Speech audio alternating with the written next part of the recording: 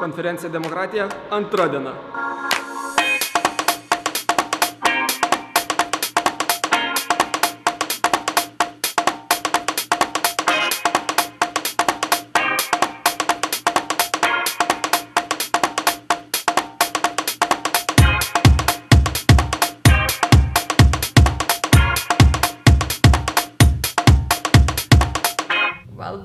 Buvo labai baisu ir aš beveik nieko nepamenu, ką kalbėjau, bet pamenu, kad teisėja vienu metu man parodė kažkokį keistą rankos gestą, kurio aš visiškai nesupratau ir aš labai greit nutraukiau dėl to kalbą ir man labai baisu.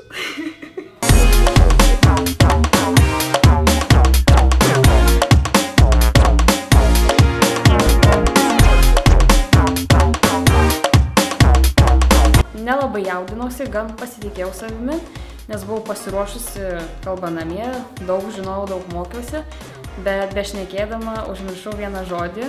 Aš žinau, kaip jis yra lietuviškai, bet užmiršau, kaip jis yra angliškai. Ir sustojau.